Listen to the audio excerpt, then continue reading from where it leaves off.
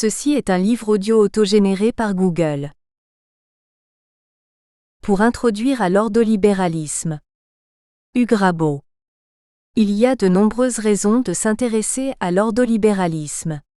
Des ouvrages récents témoignent par leur problématique de l'intérêt de ce courant, tant ils adoptent un point de vue analogue. C'est le cas de la mouvance néo-institutionnaliste en économie, qui connaît un regain de succès à travers l'interrogation autour des conditions institutionnelles de la prospérité économique. Si les auteurs ne citent pas les ordolibéraux, on peut dire qu'ils adoptent une méthode parallèle en ce sens qu'ils évitent les modélisations abstraites, qu'ils s'attachent à l'histoire de l'économie, et qu'ils mettent en avant l'importance économique des institutions juridiques et politiques. Au cœur de la problématique se trouve la question de la contingence de la prospérité économique. Nous ne nous situons plus à une époque où la prospérité économique est un fait acquis. L'idée d'un développement économique uniforme et inéluctable ne convainc plus. La société mondiale tend à admettre que la prospérité économique est fragile. On constate ainsi des exemples frappants de disparités, en termes de prospérité matérielle, qui ne peuvent s'expliquer que du point de vue des institutions politiques et juridiques. La prospérité économique est fragile. Une mauvaise politique peut précipiter l'effondrement économique d'une société. Ce type d'approche, qui relève, répétons, dans le monde anglo-saxon du néo-institutionnalisme comme mouvance de la théorie économique, connaît une forme ressemblante dans l'espace germanique à travers l'ordolibéralisme. 1. Les fondateurs de l'ordolibéralisme. L'ordolibéralisme est également connu sous la dénomination d'École de Fribourg. Les fondateurs du courant furent un économiste, Walter Eucken, et deux juristes, Franz Böhm et Hans Grossmanndert. Autour de ce noyau s'agrégea au cours du temps un cercle de disciples et de collègues, ce qui permet de parler d'une école. Du point de vue de la pensée économique, la particularité de l'ordolibéralisme tient au rôle central attribué dans l'économie à l'ordre juridique. Comme on verra chez Walter Eucken, selon ce courant, le développement économique est indissociable de la mise en place d'un ordre juridique. Cela est vrai de l'économie de marché aussi bien que de l'économie planifiée au plan central. C'est pourquoi les ordolibéraux placent au centre de leur réflexion la notion de constitution économique. Franz Böhm, 1895 à 1977, fut remarqué pour sa thèse d'habilitation, intitulée « Concurrence et lutte de monopole », Wettbewerbend Monopolkampf 1933. Il s'agit pour ainsi dire de la tentative de traduire de la langue de l'économie nationale à la langue du droit l'édifice doctrinal de la philosophie économique classique. Ce texte fondamental amorce les thématiques de l'ordolibéralisme. L'enjeu du livre est la nécessité de ce qu'on appelle aujourd'hui la régulation de la concurrence. De cela découlent les autres thèmes, en particulier celui de l'interdépendance des ordres économiques, politiques et juridiques. Sous le nazisme, Franz Böhm se trouva écarté de l'université pour ses prises de position privées, notamment à l'encontre de la politique antisémite. C'est après la guerre qu'il entama une carrière universitaire et politique. Député CDU à partir de 1952, il contribua à l'élaboration de la loi contre les atteintes à la concurrence de 1957, qui, conformément aux préceptes de sa thèse d'habilitation, posa le principe de l'interdiction des cartels. Il fut le cofondateur et assura la CEO-direction, avec Walter Eucken, de la revue Ordo, créée en 1948. Hans Grossmanndert, 1894 à 1944, était spécialiste de droit économique et auteur d'un ouvrage sur le droit du commerce intercontinental, Das Recht des Überseekauf, paru en 1930. Officier sur front de l'Est, il mourut de blessures reçues lors d'une attaque aérienne dans un hôpital militaire de Königsberg, le 5 mars 1944. Dans le contexte de l'ordolibéralisme, son apport est résumé dans un texte intitulé « Le droit autocréé de l'économie et le droit étatique », Selbstgeschaffenrecht der Wirtschaft und staatlich Recht, 1933. Ce texte dénonce l'autonomisation du droit économique dans un contexte de cartélisation de l'économie. Le raisonnement se fonde sur un constat relatif au développement du contrat d'adhésion. Les relations économiques sont de façon croissante régies par les conditions commerciales imposées par les entreprises aux consommateurs. Il en résulte un réseau d'obligations qui forme un véritable droit praeter legem.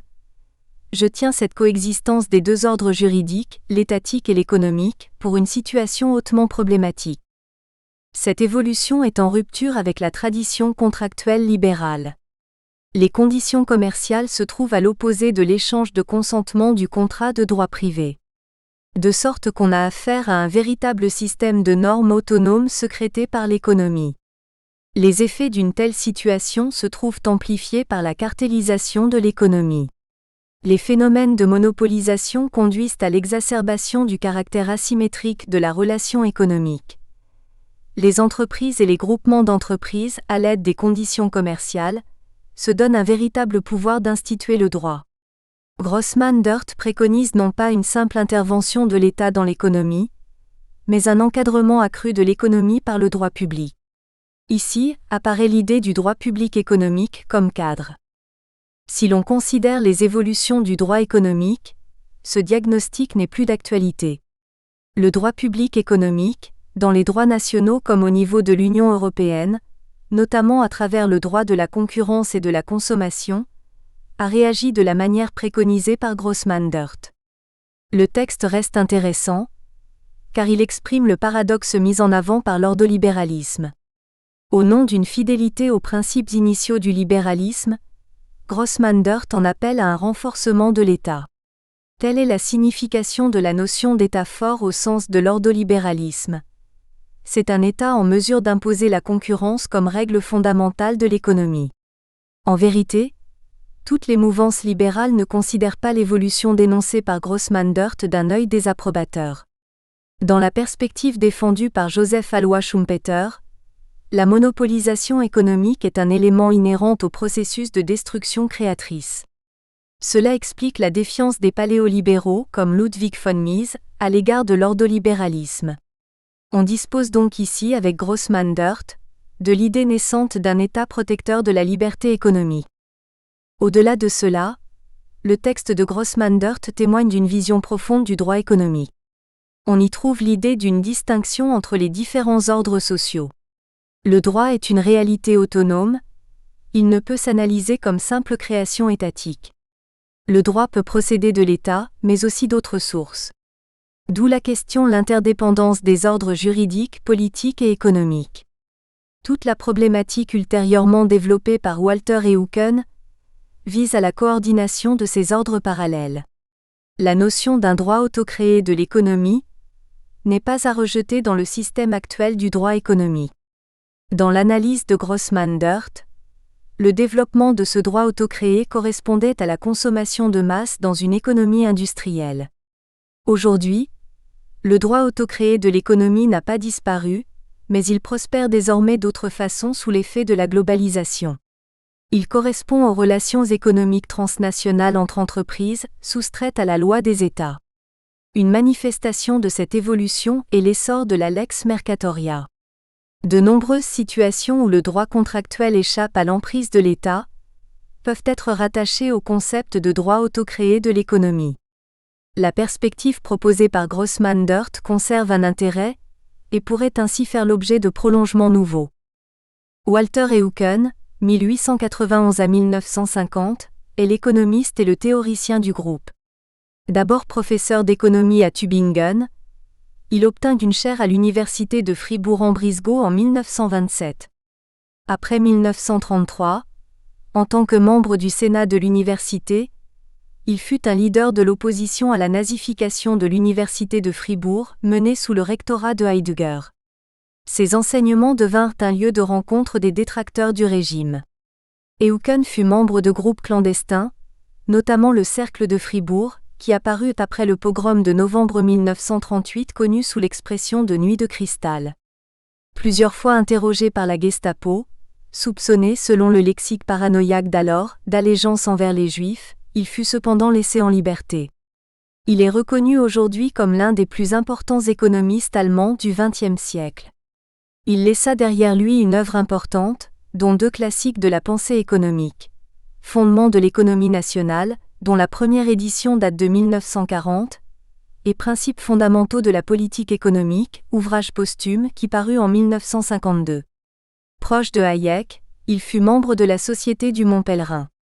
Il mourut d'un infarctus à Londres, où il s'était rendu pour prononcer une série de conférences à la London School of Economics. 2. La problématique ordolibérale. 2.1. Les abus de puissance privée. La fondation du mouvement ordolibéral est marquée par un texte collectif, co-signé par Bohm, Eucken et Grossman-Dirt, intitulé « Notre mission » Unsere Aufgabe, 1936, qui pose les grandes lignes de la réflexion. Comprendre la constitution économique comme une décision d'ensemble relative à la vie économique nationale, et ainsi saisir et mettre en forme l'ordre juridique comme constitution économique. Ce texte est le produit d'une réflexion sur le long terme. Le problème central avait été posé par Franz Bohm dès 1928 dans un texte intitulé « Le problème de la puissance privée ».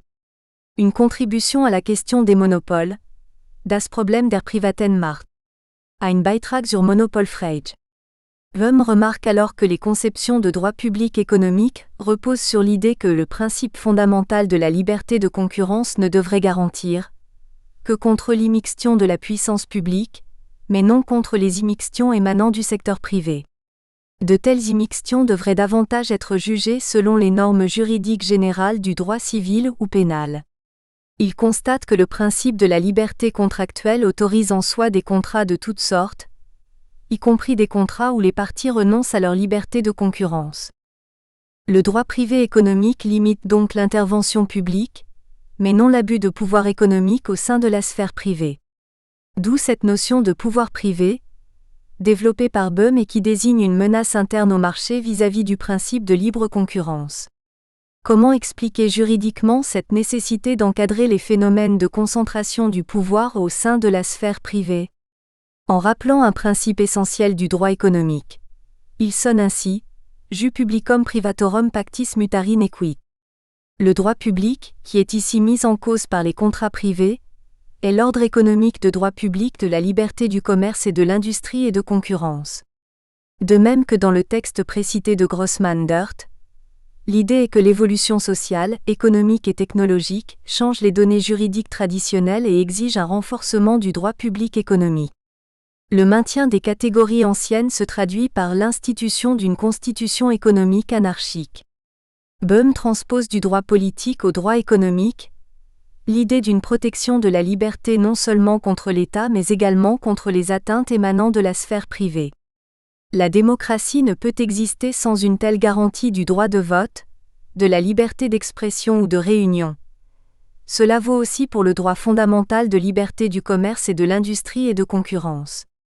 D'où la nécessité en droit économique d'une lutte contre les monopoles et les cartels. Le problème remonte à un arrêt du tribunal impérial, équivalent de la Cour de cassation, du 4 février 1897, concernant un cartel saxon de la pâte à papier, Sächsisch-Holzstoff-Kartell. En 1896 existaient déjà 250 cartels. La question était alors discutée de la conformité des cartels à la liberté du commerce et de l'industrie. Le tribunal impérial décida en faveur d'une consécration de la légalité des cartels. Le droit de la concurrence allemand tournait le dos au droit américain fondé par le Sherman Antitrust Act de 1890. Cela dit, les problèmes étaient un peu différents. Aux États-Unis, la législation réagissait à une monopolisation. En Allemagne, on avait affaire à une cartellisation. Sous la République de Weimar fut édictée une ordonnance sur les cartels, Kartellverordnung, en 1923, qui consacrait la cartellisation de l'économie allemande. L'ordonnance instituait cependant un contrôle des abus, qui soumettait les cartels à diverses obligations, notamment un accord écrit, 1, et qui sanctionnait les abus manifestes par une déclaration de nullité du cartel, 4, alinéa 1 numéro 1. L'application de l'ordonnance sur les cartels était confiée au ministère et à un tribunal des cartels. En 1930, le contrôle fut entièrement dévolu à l'exécutif. Sous le régime nazi, les cartels devinrent un relais de la politique économique dirigiste.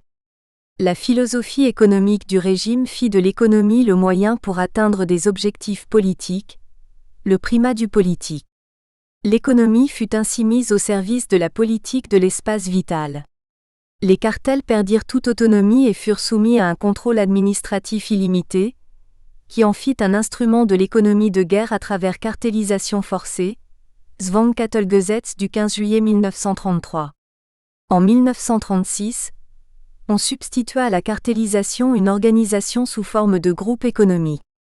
Le manifeste de 1936 exprime une opposition à cette politique économique nazie, qui induit la dérive de l'économie allemande vers une économie administrée au plan central. C'est seulement après la Seconde Guerre mondiale que la critique ordolibérale des cartels connut une mise en œuvre. Le maintien des principes du droit civil dans leur état primitif se traduit selon Böhm par un droit du plus fort en matière commerciale.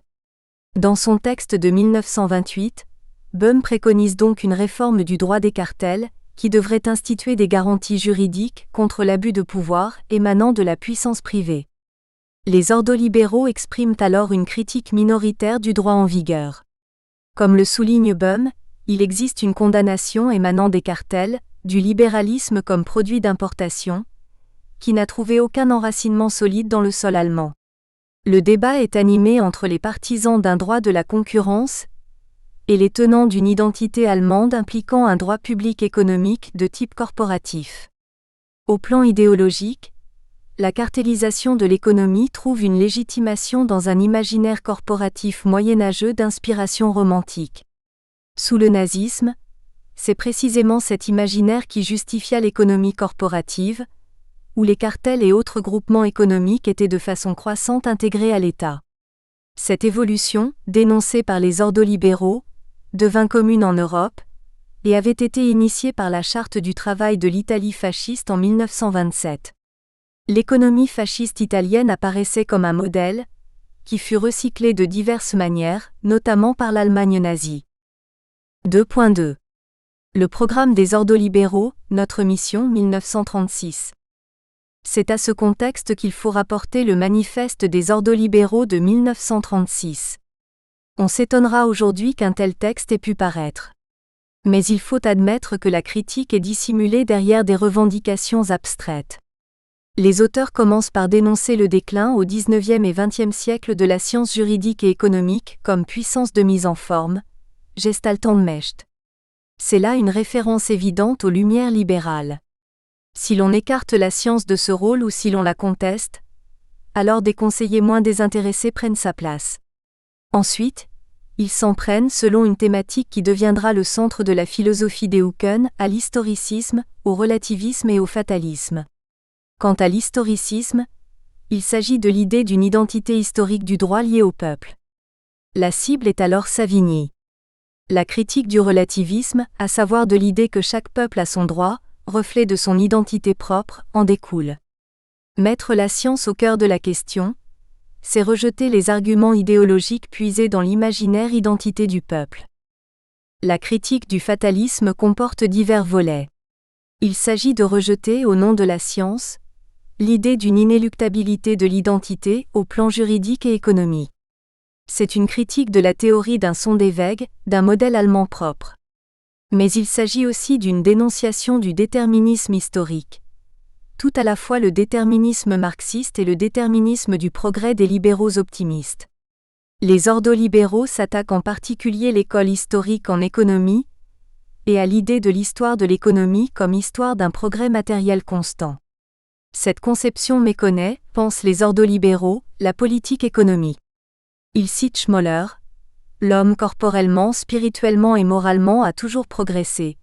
Il ne voyait pas, commente-t-il, le danger du chaos. Le progrès économique est fragile. Il peut être mis en échec par les erreurs en termes de politique économique. La mission de la science est en somme de garantir le choix humain dans l'histoire. Parmi les sciences, ils attribuent une vocation particulière à la science juridique et à l'économie nationale, jurisprudence and national economy. Contre l'irrationalisme de Nietzsche, encore une attaque vis-à-vis de l'idéologie nazie, ils revendiquent l'unité de la pensée rationnelle et de l'action créatrice. La notion de constitution économique synthétise ces aspects théoriques. La maîtrise de toutes les questions juridiques et de politique économique concrète doit être orientée en fonction de l'idée de constitution économique. C'est ainsi que sera surmontée la contingence, Altlosigkeit, du relativisme et l'acceptation fataliste des faits. La constitution économique est à comprendre comme une décision politique d'ensemble sur l'ordre de la vie économique nationale. Cette perspective met le droit au centre de l'économie. Il faut concevoir la constitution économique comme ordre juridique. 3. Postérité de l'ordolibéralisme. 3.1. L'ordolibéralisme comme mouvance de la pensée économique. Quelques données doivent être évoquées quant à la relation entre l'ordolibéralisme et les diverses mouvances économiques.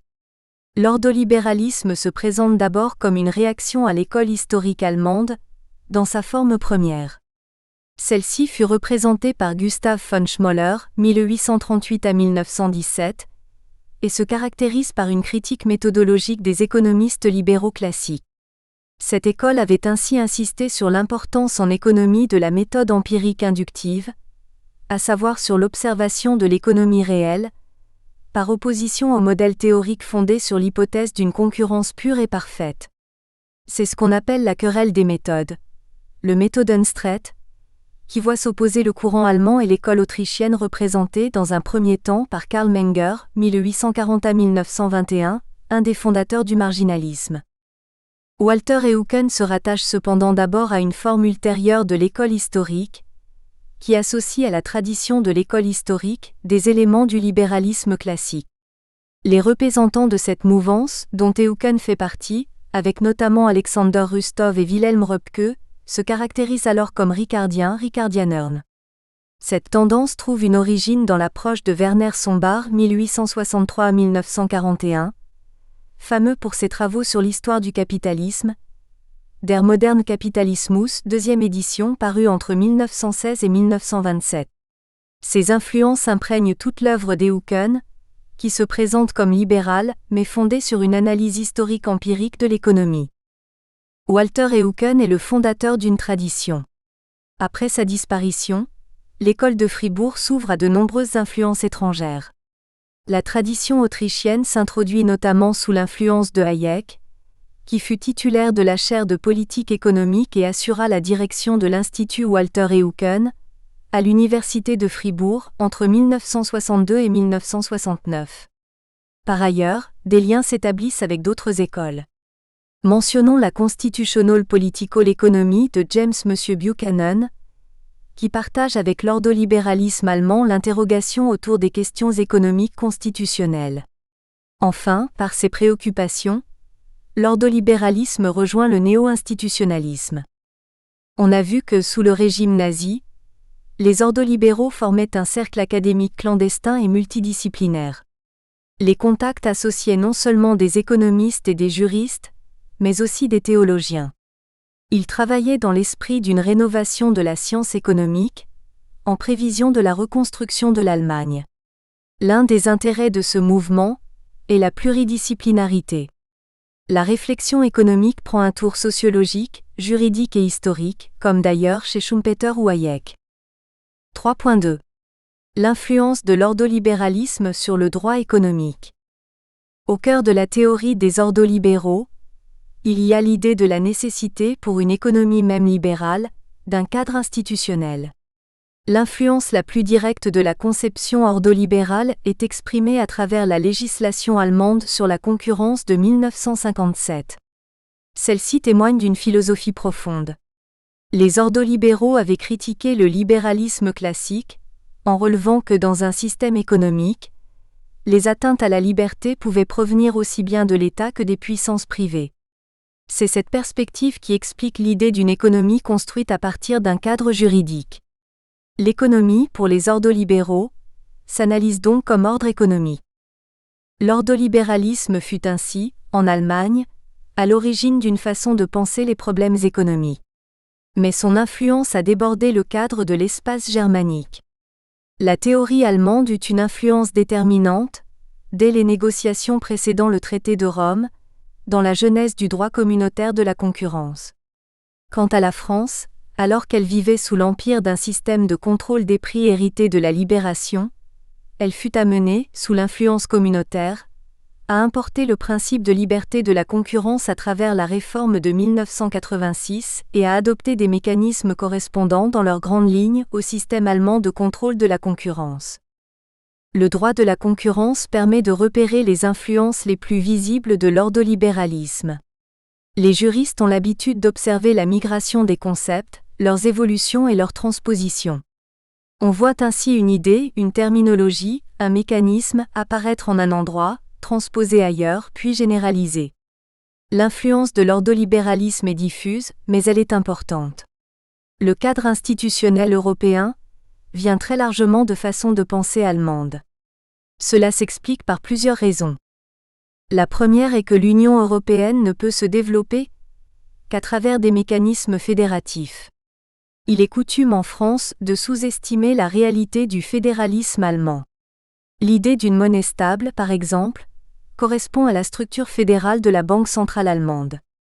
Conformément à l'esprit de l'ordolibéralisme, les Allemands ont pensé la monnaie comme un cadre, là où les Français, jusqu'au milieu des années 90, voyaient dans la monnaie l'un des multiples instruments de la politique économique de l'État.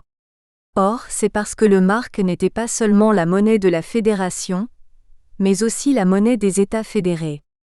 L'idée d'une stabilité monétaire était le moyen d'harmoniser la politique de plusieurs partenaires diamétralement opposés sur l'échiquier de la politique interne. Ce n'est pas un hasard si cette philosophie fut retranscrite dans le cadre de l'institution d'une monnaie européenne unique. Dans l'économie globalisée d'aujourd'hui, l'économie apparaît comme une fatalité. On en reste à un imaginaire opposant la loi de la jungle des marchés à l'interventionnisme bienfaisant des États. D'un côté, on aurait le capitalisme qui aspire à l'absence des règles, et de l'autre, une régulation ou une gouvernance vertueuse en tant que telle. Si l'on se replace dans l'Allemagne de 1945, on voit un monde qui échappe à cette logique. L'Allemagne anéantie n'est pas un marché, mais un chaos. Dans le chaos, l'exigence surgit de reconstruire une société. Cette reconstruction fut une œuvre de civilisation. Les hommes s'y attelèrent. Ils construisirent un système qui reposait sur des institutions juridiques et des valeurs. Ce que montre l'ordolibéralisme, c'est qu'un choix est possible. La responsabilité des crises économiques n'incombe pas seulement aux facteurs externes, mais également à la politique des gouvernants. Ce qui semble aujourd'hui relever de la nécessité est en réalité le produit de décisions, d'une certaine contingence. Au milieu du XXe siècle, on voit au moins 3 Allemagnes. L'Allemagne nationale-socialiste n'était pas le seul produit des délires de politiciens illuminés. C'était aussi l'expression d'une vieille aspiration à un État fort, unitaire et national. C'est avec la guerre de 30 ans qu'était apparue l'idée que seule une monarchie impériale de type absolutiste pourrait sortir l'Allemagne de son état d'infériorité en termes de puissance vis-à-vis de ses voisins, qu'étaient alors la France, la Suède ou l'Empire ottoman. Cela explique que de bons esprits, conservateurs ou réactionnaires, se rallièrent au nazisme. Ils virent dans la réforme institutionnelle des années 1933 et 1934 la réalisation d'une espérance multiséculaire, du rêve d'une Allemagne forte, unitaire, soudée autour d'un exécutif omnipotent. Après 1945, il y eut, comme on sait, 2 Allemagnes, 2 expériences en termes de politique économique. Les écrits des ordolibéraux de l'après-guerre parlent de ce problème, à savoir du choix d'une économie, et de la valeur respective des types d'économie. À cette époque, les débats parmi les économistes sont intenses quant à la question de la réussite des modèles économiques. Un économiste tel que Joseph Alois Schumpeter, alors même qu'il héroïse les vertus de l'entrepreneur capitaliste, croit fermement que le socialisme, au sens d'une économie administrée au plan central, est susceptible de connaître une réussite en termes d'efficacité économique. Le problème qui se pose donc aux ordolibéraux est celui de la construction d'une économie libérale dans le contexte d'un chaos économique et social. Donner un aperçu de la façon de penser des ordolibéraux est important, parce qu'il demeure de nombreuses incompréhensions vis-à-vis de l'Allemagne et de l'Europe. L'idée d'un ordre économique protecteur, garant de la liberté et de l'efficacité économique, est en partie étrangère à la mentalité française. On en reste souvent à l'opposition diamétrale entre libéralisme et interventionnisme. On pense que la solution appropriée aux problèmes économiques est toujours une intervention ponctuelle de l'État. On dénonce les effets néfastes du marché et l'on préconise de nouvelles interventions. Mais comme ces interventions n'ont pas les effets attendus, on incrimine le marché. C'est ainsi que les interventions appellent des interventions, et qu'on entre dans une spirale interventionniste, sans jamais envisager que le problème se trouve peut-être dans le cadre, dans le choix de la forme économique. Les ordolibéraux avaient dénoncé cet interventionnisme anarchique sous la République de Weimar. 3.3. La réception française de l'ordolibéralisme. Dans la littérature francophone, les idées relatives à l'ordolibéralisme proviennent largement de la présentation qu'en fit Michel Foucault dans ses cours au Collège de France. Le cours concernant la naissance de la biopolitique s'inscrit dans un cycle de réflexion mettant en avant la mise en place progressive d'une gouvernementalité. L'œuvre de Foucault veut montrer que derrière l'idéal du progrès, de la raison, de la liberté, etc., ce qui se met en place est une gouvernementalité croissante. La liberté proclamée par les Lumières n'est donc qu'un assujettissement, qui prend les apparences de l'émancipation. Dans la relecture du libéralisme par Michel Foucault, l'ordolibéralisme tient une place quasiment providentielle, car il représente l'idée d'une liberté instaurée et garantie par l'État. La position stratégique que tient l'ordolibéralisme dans la polémique antilibérale explique le flou et les approximations concernant ce mouvement. Dans le lexique de Michel Foucault, il y a un amalgame entre ordolibéralisme et néolibéralisme, à tel point qu'il semble analyser l'ordolibéralisme comme la quintessence du néolibéralisme. Nous définirons ici au contraire l'ordolibéralisme comme un mouvement circonscrit. Walter Eucken et Franz Böhm en sont les principaux représentants. Ils ont alors quelques disciples, une certaine influence, notamment dans la rédaction de textes de loi, et partagent nombre d'idées avec d'autres néolibéraux comme Alfred Müller-Armack, Wilhelm Röpke ou Alexander Rustov. Cependant, dans la mouvance libérale, ils sont souvent stigmatisés comme étatistes. Ludwig von Mises les afflige du sobriquet des ordo-interventionnistes. En vérité, le constat de Mises est logique, car il dénonce en définitive la dimension hegelienne de l'ordolibéralisme. Pour les ordolibéraux, l'État est une puissance créatrice et ordonnatrice qui s'élève au-dessus des intérêts particuliers pour faire de la liberté une loi et un instrument de direction. De ce point de vue, l'influence de la théologie chrétienne est patente. Dans les développements consacrés à l'ordolibéralisme, Foucault fait parfois surgir Hayek. Celui-ci est certes proche des ordolibéraux, mais si l'on se réfère par exemple à droit, législation et liberté, on y trouve une filiation revendiquée vis-à-vis des libéraux classiques, qui est à l'opposé de l'idée d'une fonction de structuration caractéristique des ordolibéraux. Celle-ci représente en effet, chez les ordolibéraux, une critique du libéralisme classique. On voit donc à l'œuvre chez Michel Foucault une méthode à base d'approximation et d'analogie, permettant de déduire de sa présentation de l'ordolibéralisme des conclusions générales visant le néolibéralisme. Il est d'ailleurs assez clair que Foucault ne se réfère pas aux ordolibéraux de façon directe. Il semble les connaître en particulier à travers le riche livre que consacra François Bilger aux courants néolibéraux allemands. L'ordolibéralisme peut être classé comme un courant du néolibéralisme. La notion même de néolibéralisme est cependant problématique. Si l'on définit le néolibéralisme, selon l'étymologie, comme un nouveau libéralisme, le libéralisme postérieur au libéralisme du XIXe siècle, on peut retenir cette notion. Toutefois, au sein du néolibéralisme ainsi défini, l'ordolibéralisme exprime une forte singularité. Les libéraux héritiers de l'école de Vienne restent fidèles au libéralisme classique, fondé sur l'idée d'un dualisme État-société. C'est le cas de Ludwig von Mises ou de Hayek. Hayek, par exemple, voit l'État comme une organisation parmi d'autres. À l'opposé de cette approche, les ordolibéraux placent l'ordre économique libéral au sein même de l'État. C'est ce qu'a retenu à juste titre Foucault, et qui lui a fait penser que l'ordolibéralisme montrait le vrai visage du néolibéralisme. Il ne s'agit pas ici de prendre parti pour les uns ou pour les autres. Cependant, il convient de souligner que tout en convergeant sur des questions comme la propriété ou la liberté politique, économique ou religieuse, les différentes mouvances du néolibéralisme posent parfois les problèmes de façon antithétique. Surtout, l'ordolibéralisme représente une façon différente de penser la relation entre droit et économie. Le droit économique ne doit pas s'envisager exclusivement sous l'angle de la dichotomie intervention, non-intervention. Le droit public économique, en particulier, n'a pas pour mission exclusive l'intervention dans l'économie ou la direction de l'économie. Ce que nous ont appris les ordolibéraux, c'est la nécessité d'une distinction, au sein du droit économique, entre structuration et direction de l'économie. S'il n'y a pas d'économie naturelle, une économie dirigée mais non structurée livre la société aux aléas de l'histoire.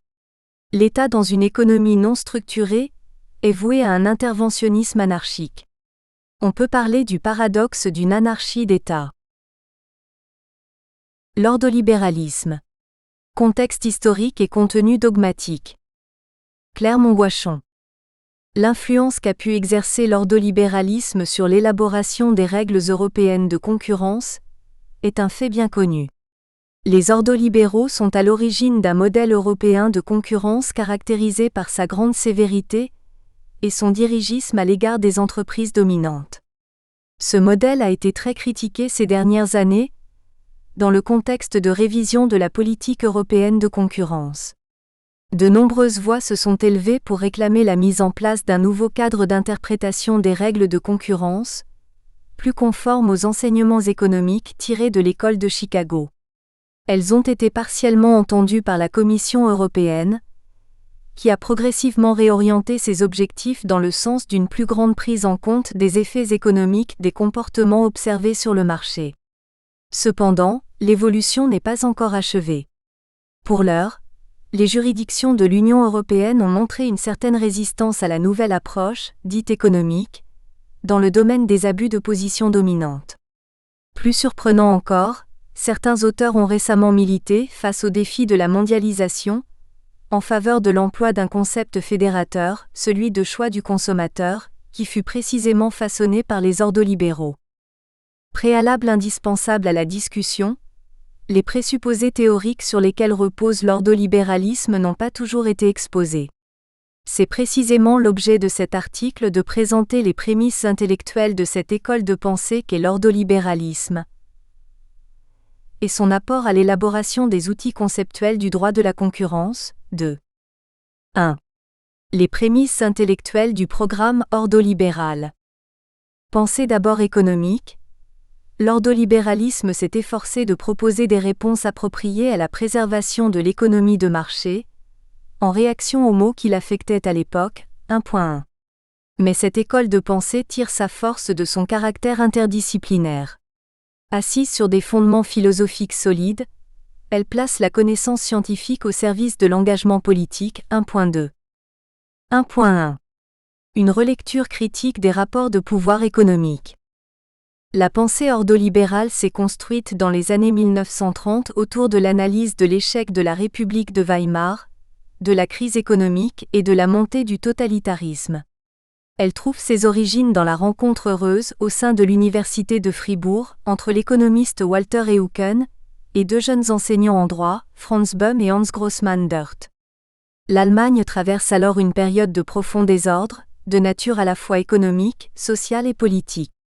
Au début des années 1920, le pays connaît une inflation galopante avant d'être ébranlé par la Grande Dépression qui fait exploser le nombre de chômeurs.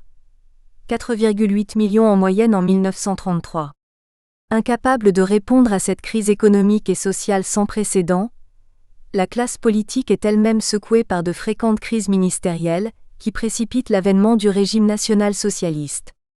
C'est ce contexte qui amène les trois universitaires fribourgeois à s'interroger sur les causes de l'effondrement politique et économique de l'Allemagne. Tous trois s'accordent à incriminer l'absence de cadre juridique capable de faire face aux puissances économiques d'origine privée. Empêcher le pouvoir économique privé de dériver vers le pouvoir politique, telle est la grande leçon que les trois penseurs tirent de cette expérience malheureuse de l'histoire allemande. 1.1. Les dangers liés à la formation d'un droit économique auto-créé par les entreprises. C'est d'abord au juriste Hans Grossman-Dirt que l'on doit d'avoir mis en évidence la formation d'un véritable droit économique, en dehors même du cadre légal. Dans sa thèse d'habilitation, le droit du commerce maritime, il avait su identifier un domaine juridique entièrement gouverné par les clauses contractuelles et les usages commerciaux. Le contenu et l'interprétation à donner aux clauses contractuelles y seraient directement commandés par les usages commerciaux. Ces usages seraient devenus le droit international du commerce maritime, le droit étatique n'apparaissant comme rien d'autre que du papier imprimé. C'est ce droit en action qui préoccupe Grossman-Dirt, étudiant la question fondamentale des rapports entre normes et réalité. Et c'est cette question qu'il développera lors de sa leçon inaugurale prononcée à l'Université de Fribourg en 1933. Le chercheur constate que les contrats commerciaux ne sont plus une affaire résultant exclusivement du libre consentement des parties contractantes, voire des seules dispositions légales, comme cela pouvait être le cas auparavant. Les conventions conclues par les individus et les normes juridiques posées par l'État seraient désormais menacées par une nouvelle source de droit, les conditions générales de vente. Élaborées directement par les entreprises, ces conditions générales de vente se trouvent placées au cœur de la lex contractus, les conventions individuelles se limitant à déterminer des points très restreints. Ces conditions générales de vente constituent ce que Grossman-Dirt intitule le droit auto-créé de l'économie, Selbstgeschaffenrecht der Wirtschaft. Certes, en principe, pour être valables, ces conditions générales de vente doivent être consenties par les parties, et c'est la mission du juge de le vérifier. Cependant, l'accord des parties à l'égard de ce droit auto-créé est en réalité bien souvent purement formel, dans la mesure où les puissances économiques contraignent directement la volonté contractuelle. Loin d'être façonnées par les parties contractantes, se hissant au même niveau que le droit étatique, les conditions générales de vente constituent un véritable pouvoir qui détermine de façon autonome les rapports contractuels. Si Grossman-Dirt appelle ces conditions du droit, c'est pour mettre en avant la signification réelle qu'elles occupent dans la vie économique, et qui serait trop souvent négligée des juristes. Les deux ordres juridiques ainsi identifiés, l'un étatique et l'autre économique, évolueraient de façon indépendante, ce qui lui paraît hautement problématique. En effet, l'expérience a montré que l'économie ne pouvait pas fonctionner durablement lorsque les normes établies par le droit étatique ne sont pas respectées. Et il ne lui paraît pas acceptable que l'économie brave la volonté du législateur. Aussi le chercheur formule-t-il le vœu que le droit étatique se présente comme un modèle politique et juridique exemplaire. Sans nier le bien-fondé des conditions générales de vente, qui peuvent utilement venir compléter le cadre juridique institutionnel avec l'avantage de la souplesse, celles-ci devraient être soumises au contrôle de l'État. L'État devrait être en mesure d'interdire tout abus au détriment des plus faibles et de limiter le pouvoir des groupes d'intérêt privés.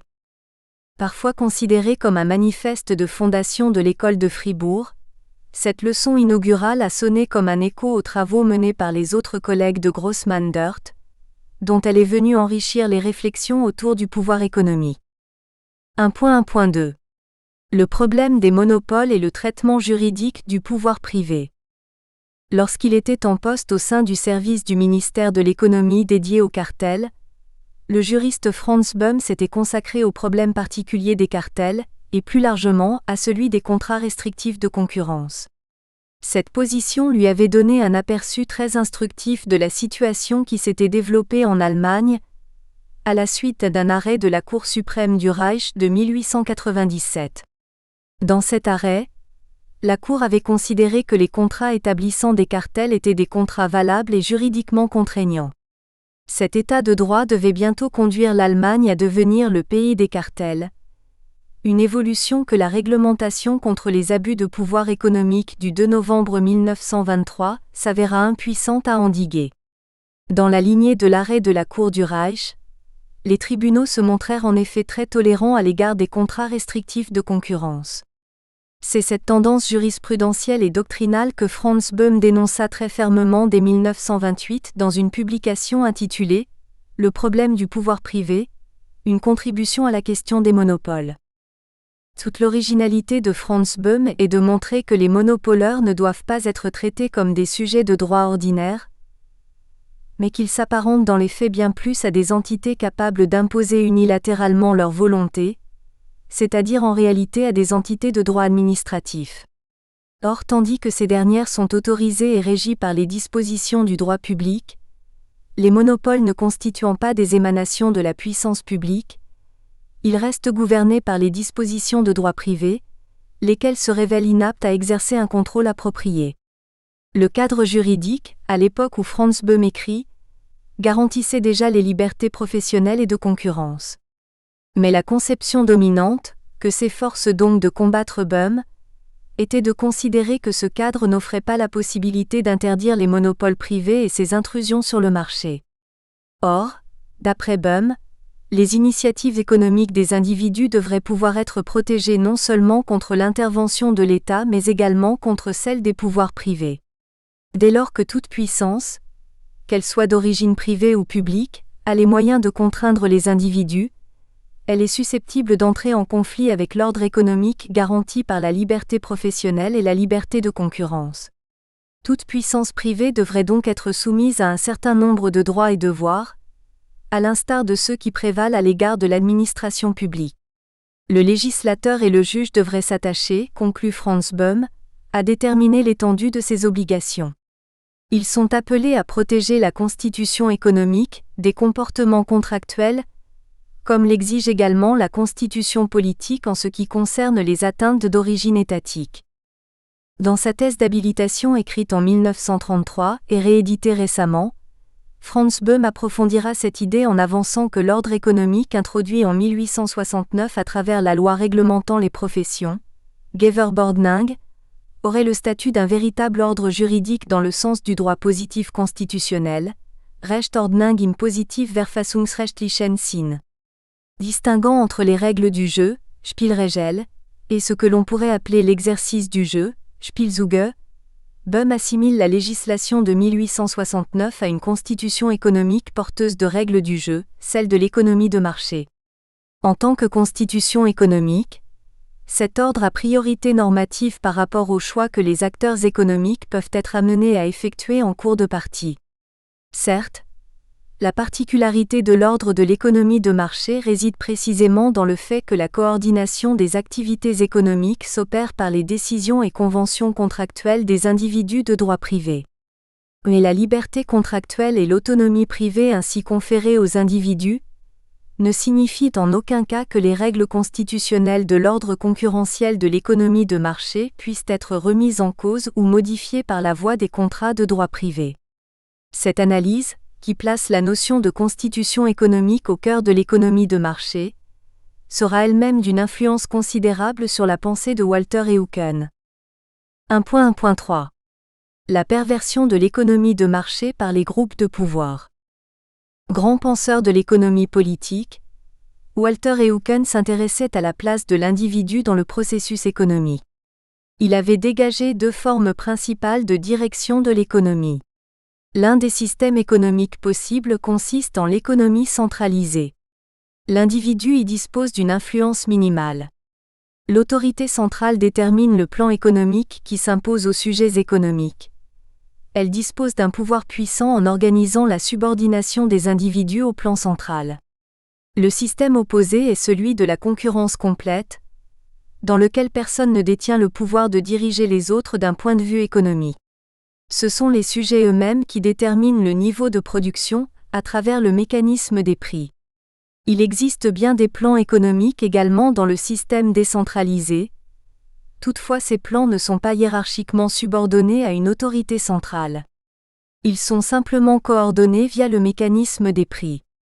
Mais Eucken estime qu'il existe encore un autre type possible de direction de l'économie, entre la concurrence complète et l'économie administrée, celui des groupes de pouvoir. Ce type de système économique obéit à sa propre échelle de l'égalité économique, conditionnée par les forces en présence et la répartition du pouvoir sur le marché, oligopole, monopole, etc. Nous espérons que vous avez apprécié cet aperçu. Pour continuer à écouter ce livre audio sur Google Play Livres, utilisez le lien dans la description de la vidéo.